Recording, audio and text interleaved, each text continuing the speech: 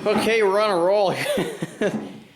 So, this video is about what you don't do when your car starts making squeaky noises and your brakes start acting up a little bit.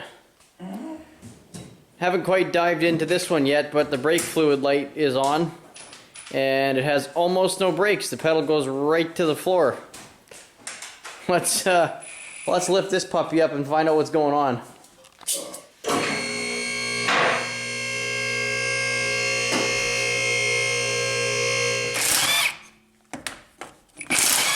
That looks nice and crusty. High flash!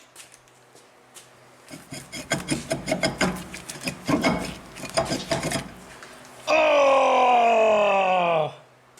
There's your problem. Nasty. There's nothing left of that. No, those shoes are worn right out. She's all wet.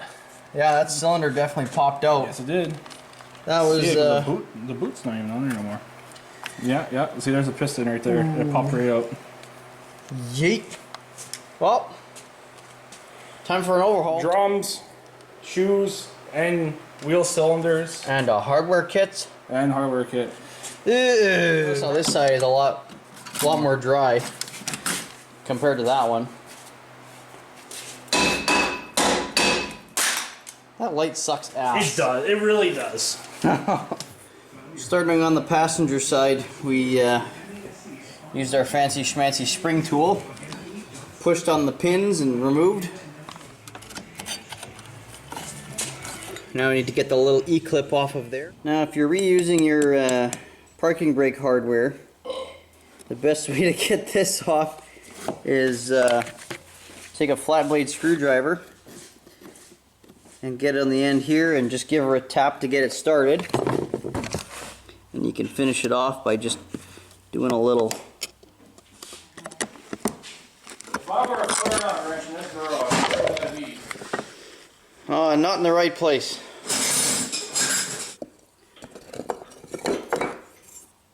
Take that guy out. You'll want to transfer it over in the exact same fashion to the new one. Okay, well if I were to do this all over again, I would have bought parking brake hardware, but clearly I'm not smart enough to do that, so we're now switching over all this goop and we're going to reuse it because I'm not driving half an hour to the parts store to get the correct stuff, so we're going to make it work. Alright, you people, we're going to show you what we're doing for our shenanigans to get this wheel cylinder cracked free.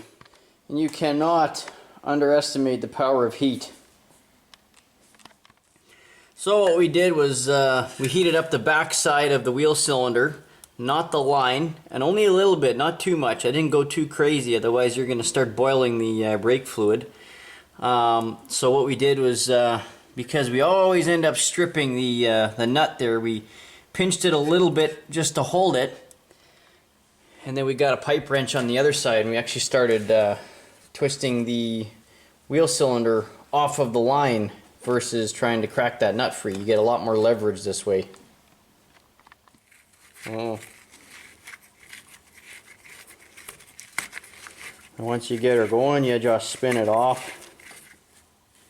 Oof! Yeah, because I broke the bleeder off that one. Yeet! But there's no saving that wheel cylinder. Okay, because this nut is actually seized on the line, what we're going to do is we're going to spin the new one back on. And because we're going to do that, this bleeder that's come with it installed already, we're actually going to have to take that out so we can spin it in the whole way. Then we'll reinstall it from the back side later on. Putting some lube on the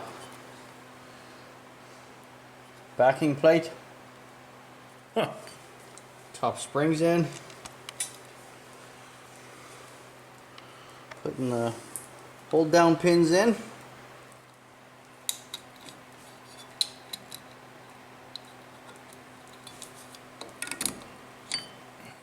Okay, time for the drum.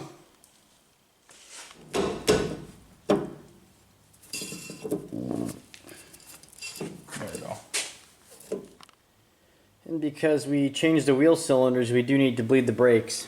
So we're just going to make sure the reservoir is nice and full before we begin.